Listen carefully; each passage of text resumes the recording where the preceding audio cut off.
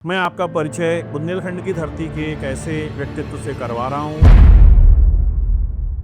पढ़ाई मेरी 5वीं तक गांव के ही जो प्राथमिक स्कूल है उसमें हुई। शुरुआत में हमारे 25 में से 2 नंबर आया करते थे। हमने आईआईटी का एग्जाम भी दिया। इसके पश्चात भी हमारे मन में बड़े भ्रम थे कि हमें डॉक्टर ही बनना है, रिसर्चर बनना है, मैनेजर बनना है। तो बड़े अलग अलग ख्वाब थे। उस समय की कोई एक यादगार घटना या चुनौतीपूर्ण घटना? खून की उल्टी के बहुत मरीज आते थे। किसी के एसिड पीने से आंत में रुकावट हो गई और आप अवेलेबल नहीं हुए तो उसको ऐसी समस्याओं का सामना करना पड़ सकता है कि जीवन भी जाने का जोखिम बने। मतलब एक डॉक्टर होने के नाते आपको जो जिम्मेदारी महसूस हुई हो कि नहीं मुझे इस पेशेंट को बचाना है, ये क्रिटिकल केस है। तो हमारे साथ तो ऐसा हुआ कि जिस दिन मैं ग्वालियर आया और मेरे पास कोई भी इंस्ट्रूमेंट अवेलेबल नहीं थे, और अब जो विश्व की सबसे बड़ी आपदा बनने वाली बीमारी है कि अगले आने वाले 15 साल में कम से कम 10% लोगों को सिरोसिस होगा। शुरुआत में आदमी कहता है मेरे पेट में दर्द हो रहा है। पेट दर्द के साथ उल्टी अगर आपको अधिक हो रही है, किसी के पेट में ट्यूमर बन जाए, गांठ बन जाए, पॉलिप बन जाए, पहले ऑपरेशन से काटे जाते थे, अब एपेंडोस्कोपी से कर सकते हो। मेरे दिमाग में एक दूसरा प्रश्न आया कि अंजुस तो 95 में आईटी इंफॉर्मेशन टेक्नोलॉजी ये क्षेत्र जस्ट उभर रहे थे। लगा हमको कि हमको गैस्ट्रोएंटरोलॉजी ब्रांच में डेप्थ तक अध्ययन करना है। क्या गैस और एसिडिटी एक ही चीज है? गैस का मतलब है कि आपके शरीर का ओवरऑल जो पाचन सिस्टम है वो सही नहीं है। पहली भ्रांति है कि जो लोग शराब पीते हैं उनका लिवर फैटी होता है। समस्या है उसके 3 सबसे मुख्य हैं जो कारण अपन डिस्कस करेंगे इस प्लेटफॉर्म पे। नमस्ते, मैं आशीष पांडे, नाम जो शायद आप नहीं जानते। धन्वंतरी की परंपरा से शुरू हुआ सनातन का चिकित्सीय इतिहास चरक सुश्रुत से होते हुए आयुर्वेद, होम्योपैथी, नेचुरोपैथी से होता हुआ आज इस वैज्ञानिक युग में एलोपैथी पर आकर रुक गया है। नित नए आविष्कारों के बीच हम आपका परिचय एलोपैथी यानी कि अंग्रेजी दवाइयों के एक डॉक्टर, एक चिकित्सक से करवा रहा हूँ। आइए मिलते हैं डॉक्टर रमाकांत रावत से, जो लीवर से संबंधित रोगों के प्रकांड पंडित मैं उन्हें मानता हूं। वे ग्वालियर अंचल में या ये कहें कि मध्य प्रदेश में लीवर के रोगों से संबंधित बीमारियों के एक ऑथेंटिक डॉक्टर साहब नमस्कार। आपका इन्फ्लुएंसर पॉडकास्ट में बहुत स्वागत। डॉक्टर साहब, सबसे पहले मैं चाहता हूं कि आप अपने प्रारंभिक जीवन के बारे में दर्शकों को, हमारे जो 9 इन्फ्लुएंसर पॉडकास्ट के दर्शक हैं, उनको बताएं कि आपकी शिक्षा कहाँ से आपने जीवन को स्टार्ट किया और अभी तक की जो आपकी यात्रा है, आपका सामान्य जो जीवन रहा है वो,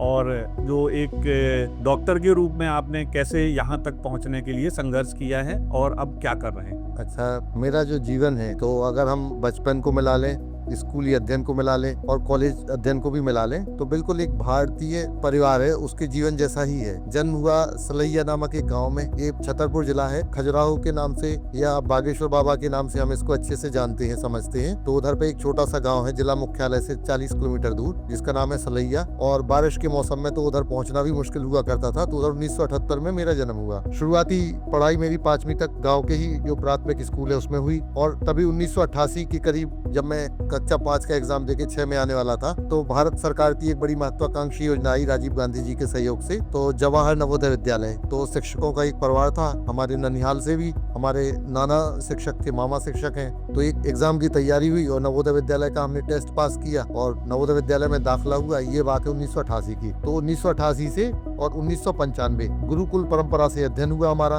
हम हिंदी मीडियम के स्टूडेंट थे। हमने आधा हिंदी और आधा इंग्लिश मीडियम में अपना कोर्स किया। शुरुआत में हमारे 25 में से 2 नंबर आया करते थे अंग्रेजी में, और जिस दिन हमने पहली बार स्पेलिंग सीखी तो मतलब गांव में हल्ला हुआ था कि हाँ, पहले 6वीं क्लास से ही इंग्लिश सिखाई जाती थी। मैं भी चूंकि ग्रामीण अंचल से आया हूँ, तो मुझे पता है कि 6वीं क्लास से ही ABCD और छोटी स्पेलिंग में सब 3 लाइन की कॉपी एक हुआ करती थी, बिल्कुल उससे पढ़ते थे। बिल्कुल। और 95 में 12वीं पास करने के बाद में आगे की तैयारी के लिए, तो 95 में आईटी इंफॉर्मेशन टेक्नोलॉजी ये क्षेत्र जस्ट उभर रहे थे। तो हम लोग जो स्कूल के लेवल पे समझते थे तो 3 ही कोर्स जानते थे, डॉक्टर, इंजीनियर और कलेक्टर। तो कलेक्टर वाली अभी एज नहीं थी क्योंकि ग्रेजुएट नहीं थे। तो यही 2 एग्जाम की तैयारी की। इत्तेफाक से हमने बायोलॉजी और मैथमेटिक्स दोनों सब्जेक्ट का 12वीं में अध्ययन किया। तो उसके सहयोग से हमारा MBBS में 1 साल की तैयारी हमने ग्वालियर में की। फिर 1 साल हमने BSc फर्स्ट ईयर के साथ छतरपुर में तैयारी की, और 1997 से 2003 के बीच हमने गजराज चिकित्सा महाविद्यालय ग्वालियर वाला जो है उधर से अपनी MBBS की पढ़ाई की, GRMC से। इसके पश्चात भी हमारे मन में बड़े भ्रम थे कि हमें डॉक्टर ही बनना है, रिसर्चर बनना है, मैनेजर बनना है। तो बड़े अलग अलग ख्वाब थे। तो इस दौरान हमने आर्मी मेडिकल कॉर्प्स क्लियर करके आर्मी आर्मी ज्वाइन करने का प्रयास किया, उसमें हमारा सिलेक्शन कैप्टन रैंक पे हुआ था शॉर्ट सर्विस कमीशन में। हमने आईआईटी का एग्जाम भी दिया, आईआईटी खड़गपुर, तो उसमें masters in medical science and technology एक कोर्स होता है जो इंजीनियरिंग बैकग्राउंड से ही दे सकते थे, मतलब 10+2 पे मैथ्स हो और आप एमबीबीएस हो, तो वो भी क्लियर हुआ। उसी साल हमारा एमडी मेडिसिन में सिलेक्शन हो गया। तो अब 2 में से एक का चुनाव करना था, एक थी बिल्कुल ही वैज्ञानिक और इंजीनियरिंग शुरुआती में था रिसर्च, और दूसरा था क्लिनिकल। तो क्लिनिकल को चूंकि हमने पहले ज्वाइन कर लिया तो हम इसमें ही रह गए। वो खड़गपुर आईआईटी हम फीस जमा करके आए थे, लेकिन फिर उस कोर्स को आगे कंप्लीट नहीं कर पाए। अनाउंस संस्थान था वो एक, यस, खड़कना होता है लोगों का।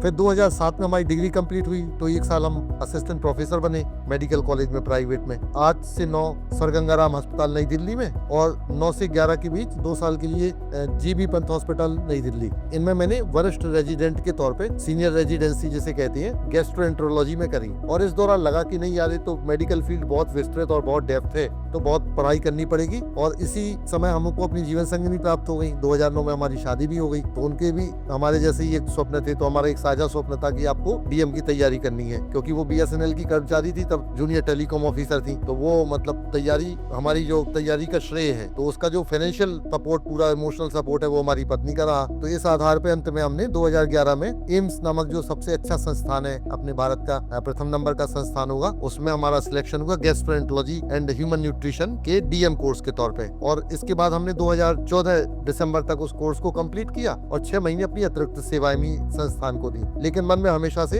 चंबल क्षेत्र में आने का हमारा विचार था, तो हमने आगे की पढ़ाई या आगे के और अनुभव के लिए दिल्ली रुकना उचित नहीं समझा। और 2015 की जनवरी में, सर्द जनवरी में हम ग्वालियर आए, और तब से फिर जीवन यात्रा के साथ कर्म यात्रा हमारी अनवरत जारी है। मेरा आपसे एक प्रश्न है कि आपने अभी बताया, आपने पूरी अपनी जीवनचर्या बताई, कैसे आपने गांव से निकलकर मतलब आप दिल्ली तक गए, देश की राजधानी तक गए। मेरा प्रश्न है, आपने गैस्ट्रोएंटरोलॉजी ही क्यों चुना? इसमें क्या आपको खास लगा, या मतलब आपको शुरुआत से ऐसा पता था कि हम एमबीबीएस करने के बाद, एमडी करने के बाद सुपर स्पेशलिटी में गैस्ट्रोएंटरोलॉजी में करेंगे, या कोई और वजह थी जिसकी वजह से आपने इस फील्ड को चुना? मेरा बड़ा ही भ्रमित मन था, मतलब कभी मुझे अच्छा लगता है, कभी वाई अच्छा लगता है। तो ये कभी भी 100% नहीं था कि मुझको गैस्ट्रोएंटरोलॉजी ही करनी है। लेकिन मुझे कार्डियोलॉजी और न्यूरोलॉजी में मजा नहीं आता था। कार्डियोलॉजी में इसलिए क्योंकि मुझे ये डर लगता था कि पूरी रात, मतलब हार्ट अटैक का मरीज कभी भी आ जाएगा, तो आपको तभी अटेंड करना है, और आप अवेलेबल हुए तो उसको ऐसी समस्याओं का सामना करना पड़ सकता है कि जीवन भी जाने का जोखिम बने। तो गैस्ट्रोएंटरोलॉजी एक सौतेले बच्चे जैसी होती है एमडी ट्रेनिंग में, शांत सी ब्रांच लगती थी कि मुख्य तौर से पीलिया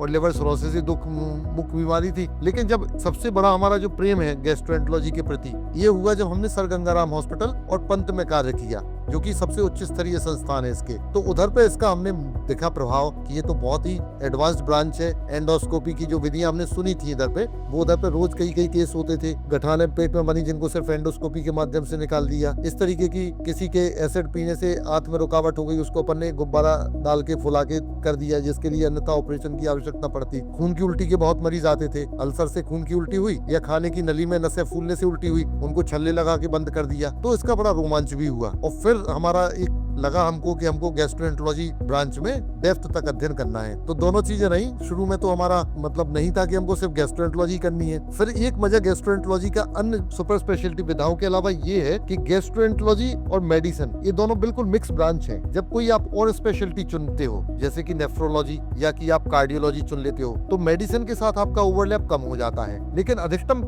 मेडिसिन की प्रैक्टिस गैस्ट्रोएंटरोलॉजी की प्रैक्टिस जैसी होती है, जनरल मेडिसिन की, सुपर स्पेशलिटी मेडिसिन की नहीं। तो ये वो भी महसूस होता है। दूसरी बात, गैस्ट्रोएंटरोलॉजी मेडिसिन की उन विधाओं में से जो सर्जरी के सबसे करीब है, क्योंकि आप गैस्ट्रोएंटरोलॉजिस्ट के नाते एंडोस्कोपी के माध्यम से वो बहुत सारे कार्य कर सकते हो जो एक सर्जन करता है। जैसे खाना घुटकने में दिक्कत होती है, तो इस बीमारी को एक्लेजिया कार्डिया कहते हैं। हमारे खाने की नली खुलती नहीं है, तो सर्जन नॉर्मली इसके लिए ऑपरेशन करता है, हेलर्स मायोटोमी, लेकिन इसको आप एंडोस्कोपी के माध्यम से कर सकते हो बिना चीरा लगे। हमारी पित्त की नली में स्टोन फंस जाए तो पहले ऑपरेशन होते थे, अब इसको आप दूरबीन के माध्यम से कर सकते हो। गांठ बन जाए, किसी के पेट में ट्यूमर बन जाए, गांठ बन जाए, पॉलिप बन जाए, पहले ऑपरेशन से काटे जाते थे, अब आप एंडोस्कोपी से कर सकते हो, उसको एंडोस्कोपी के माध्यम से मैनेज कर सकते हो। किसी के खाने की व्यवस्था नहीं है, आदमी होश में ना हो, या इस तरीके की बीमारियां हो जाएं जो न्यूरोलॉजी संबंधित है, जिसमें आदमी अपने गले की कोशिकाएं हैं, मांसपेशियां, उनको ऐसे नियंत्रित ना कर पाए कि खाना घुटक सके, एंडोस्कोपी के माध्यम से जिनमें कि आपको कभी भर्ती होने की आवश्यकता नहीं पड़ती। इसके अलावा जो कैंसर है, खासतौर से पित्त की नली के कैंसर है, पेनक्रियाज के कैंसर है या आंत के कैंसर है, पेट के कैंसर है, जिसमें से कि नली अवरुद्ध हो जाती है, उनमें हम स्टेंट डाल के रास्ता खोल सकते हैं। तो कई बार ऐसे भी लगता है कि आप सर्जरी का भी काम कर रहे हैं, आप मेडिसिन के साथ भी अटैच है और आपकी चीजों से तुरंत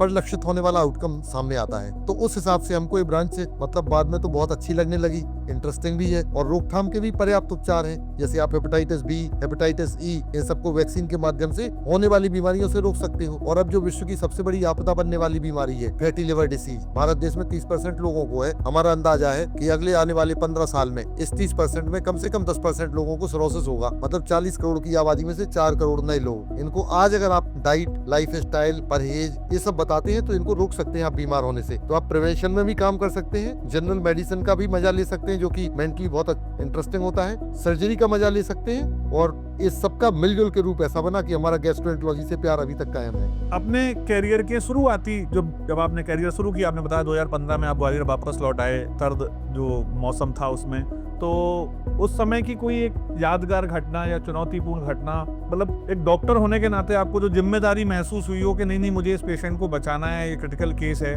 ऐसा कोई चुनौतीपूर्ण? ऐसे केस तो मतलब एक जब सुपर स्पेशलिटी में आप होते हो तो आपके पास लगभग रोज आते हैं। तो हमारे साथ तो ऐसा हुआ कि जिस दिन मैं ग्वालियर आया, ठीक उसी दिन मेरे एक मित्र संतोष सिंघल, ग्वालियर में काफी फेमस इंटरनल मेडिसिन स्पेशलिस्ट हैं, डायबिटीज थायराइड का अच्छा काम करते हैं। तो उनकी एक रिश्तेदार थी, सबलगढ़ से आई थी खून की उल्टी के साथ, और मेरे पास कोई भी इंस्ट्रूमेंट अवेलेबल नहीं थे। तो उसने बोला हमसे कि भैया डॉक्टर रमाकांत आप आ गए, तो हमारी एक रिश्तेदार है, उनको खून की उल्टी हो रही है, तो क्या करोगे? तो हमने कहा कि चलो भर्ती करते हैं। तो हमने तभी नया अस्पताल एक ज्वाइन किया था, बिरला हॉस्पिटल, उधर उनको एडमिट किया। एंडोस्कोप नहीं था अपने पास, तो हमने उसके लिए असिस्टेंट को बुलवाया, झांसी से हमारा एक दोस्त था उधर से, और उनका एंडोस्कोपी के माध्यम से जो खून की नलिकाएं थी जहाँ से खून निकल रहा था उनको बैंड लगा के रोका, उनकी बीमारी का पता किया, तो हेपेटाइटिस सी नामक बीमारी हुई, उसका उपचार किया और वो मरीज अभी 11 साल तक हमारे साथ रही। और अन्य बीमारियों से, सांस संबंधी बीमारी से उनका कुछ दिन पहले देहावसान हुआ। तो ये अच्छा लगा। कई बार बच्चे आ जाते हैं बहुत छोटे, तो जैसे कि घर में बच्चे खेल रहे हैं छोटे 2-3 साल के, किसी ने सिक्का या बैटरी खा ली, वो गले में अटक गई। अब अगर आप छोड़ देते हो तो जो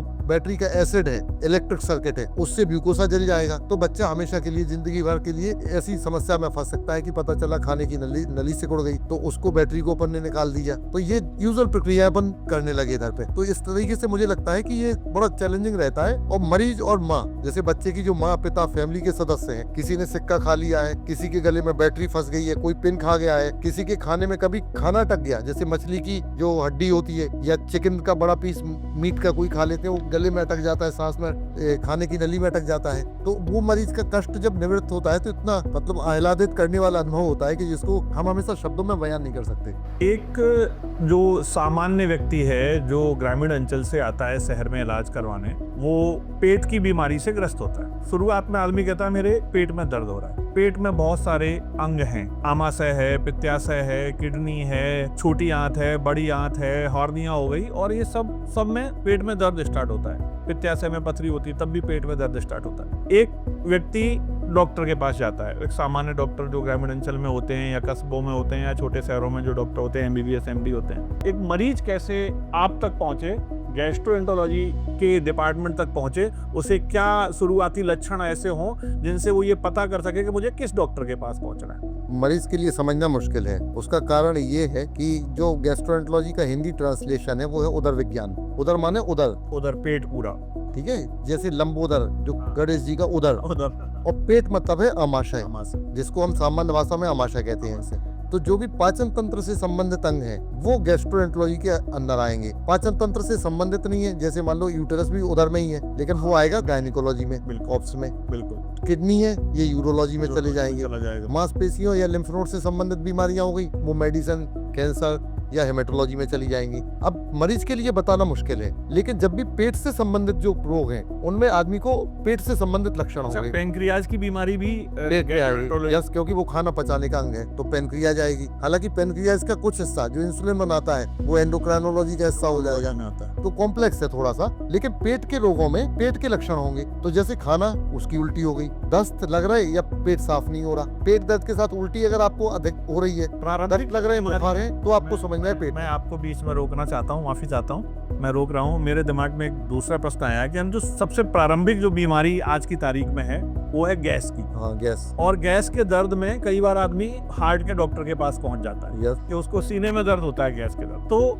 जो गैस से संबंधित बीमारियां हैं, गैस का बार बार बनना, क्यों बनना, क्या नहीं खाना चाहिए जिससे कि गैस, मतलब आदमी की जो ये प्रारंभिक समस्या है गैस बनने की, इसके लिए क्या क्या प्रिकॉशन रखने चाहिए आदमी को कि गैस ना बने या उसमें उसको आदमी को दिक्कत ना हो। तो वो गैस मतलब हुआ कि एक अनकंफर्टेबल फीलिंग हुई आदमी को, पेट फूलने की, डकार आने की या इधर उधर दर्द होने की। तो गैस कोई ऐसी एक्सटर्नल बीमारी नहीं है मलेरिया टाइप की हम दवाई देंगे वो खत्म हो जाएगी। गैस का मतलब है कि आपके शरीर का ओवरऑल जो पाचन सिस्टम है वो सही नहीं है। तो ओवरऑल पाचन सिस्टम खराब होने के क्या कारण है वो पता कर लो। सबसे पहला कारण क्या है? Life style. दूसरा है भोजन कैसा ले रहे हो। तीसरा नींद कैसी है। इन तीन को ठीक कर लिया आपने तो गैस के 99% केस वैसे ही खत्म हो जाएंगी। आपकी नींद 8 घंटे की हो कम से कम, पहला, और जिसमें सोना रात को 10-11 बजे और सुबह उठना 6-7 बजे। दूसरा हो गया कि आपका जो भोजन है वो संतुलित और नेचुरल हो। आप पैकेज फूड खाएंगे, रात को 2 बजे तक जगेंगे तो गैस कोई नहीं रोक सकता, डॉक्टर भी नहीं रोक पाएगा। कच्चा जो खाना होता है जो अच्छे से कुक्ड नहीं है या बहुत ज्यादा मिल्क इस्तेमाल करते हैं तो गैस के लक्षण बनते हैं। फिर कोल्ड ड्रिंक आप ले रहे हो,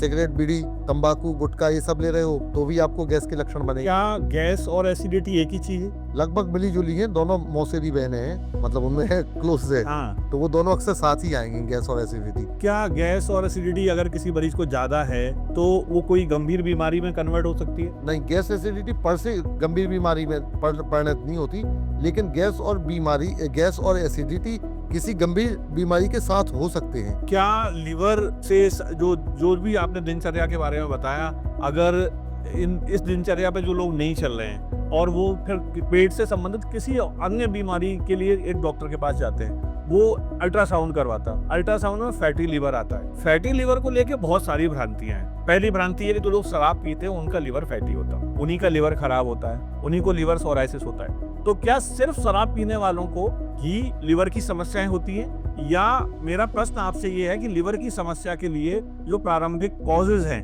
जो कारण है, वो क्या क्या है? लिवर की जो समस्या है उसके 3 सबसे मुख्य हैं जो कारण अपन डिस्कस करेंगे इस प्लेटफॉर्म पे। शराब निसंदेह पहला और महत्वपूर्ण कारण है। जो लोग शराब का रेगुलर सेवन करते हैं, रेगुलर सेवन का मतलब होता है 2 पैक सप्ताह में 5 दिन और 5 साल, ये हुआ रेगुलर सेवन। तो इतना जो लोग कर रहे हैं उनमें 85% को फैटी लिवर होगा और कम से कम 15% को लिवर सिरोसिस हो जाएगी। सिर्फ 10-15% लोग ऐसे होंगे जिन्हें कुछ नहीं होगा, जिनका जेनेटिक्स अलग है। दूसरा होगा जो अब सबसे इंपॉर्टेंट कारण होने वाला है, वो है नॉन अल्कोहलिक फैटी लिवर, जिसको NAFLD नाम से जाना जाता है।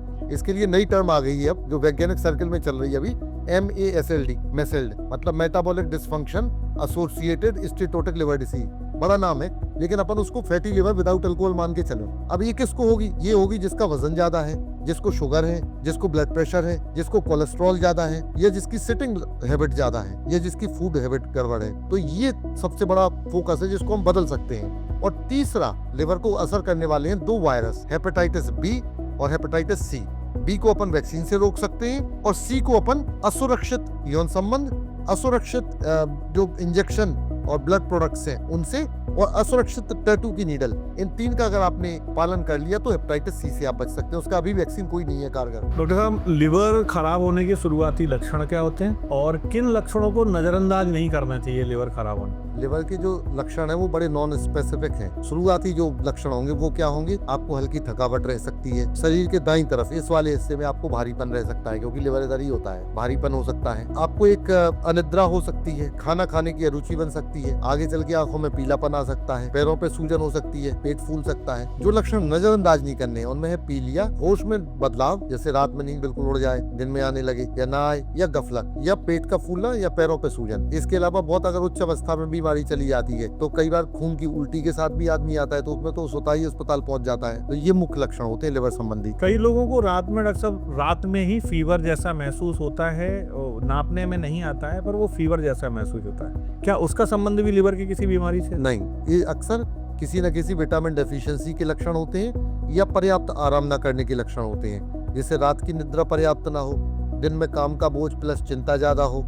इसके अलावा विटामिन D, B12, मैग्नीशियम ऐसे न्यूट्रिएंट्स की कमी हो, तो इस तरीके के लक्षण बना करते हैं। लिवर से सीधे सीधे इसका कोई रिलेशन नहीं है। रात में बुखार विशेष तौर से कुछ बीमारियों में आता है, जिनमें अपने एरिया में टीबी वगैरह जैसी बीमारियां बड़ी कॉमन मानी जाती हैं। डॉक्टर साहब, एक अंत में मेरा प्रश्न है जनता से जुड़ा हुआ, आम जन के लिए, कि लिवर को स्वस्थ रखने के लिए जो रोजमर्रा की हमारी किन आदतों पर हमको विराम लगाना चाहिए, रोकना चाहिए, और मेरा ये पूछना है आपसे कि क्या संदेश है आपका लिए लोग, हमारे दर्शकों के लिए, मैं इन्फ्लुएंसर पॉडकास्ट से जो लोग जुड़े हैं, जो देखते हैं इसको, कि ऐसी कौन सी चीजें हैं जिन पर हम काम करके अपने लिवर को स्वस्थ रख सकते हैं? तो अगर अधिकतम लोगों तक कोई व्यक्ति पहुंचना चाहे तो उसका है कि अपने को प्रिवेंशन की बात करनी पड़ेगी कि लिवर की हो सकने वाले रोगों से हम कैसे बच सकते हैं, हम उनको कैसे प्रिवेंट करें। तो सबसे पहले जो विज्ञान की सबसे बड़ी खोज है, मैं मानता हूँ वैक्सीन है। तो सबसे पहले आप हेपेटाइटिस ए और हेपेटाइटिस बी का वैक्सीन लगवाएं, अपने बच्चों को लगवाएं, खुद ना लगवाया हो तो खुद को भी लगवाएं। हेपेटाइटिस ई का वैक्सीन इंडिया में लॉन्च हो चुका है। तो बारिश में होने वाला जो पीलिया होता है अक्सर बच्चों में बहुत कॉमन होता है, गर्भवती औरतों में जानलेवा भी हो सकता है। हेपेटाइटिस सी का वैक्सीन भी लगवाएं। सी का वैक्सीन नहीं आता है, तो इस तरीके से आप वायरस की बीमारियों से आप सेफ हो गए। दूसरा हो गया लाइफ स्टाइल। तो फैटी लिवर सबसे बड़ा खतरा बनेगा आगे चल के। आज की डेट में 40 से 50 करोड़ लोगों को फैटी लिवर है इंडिया में। इनमें से 10-20% सालाना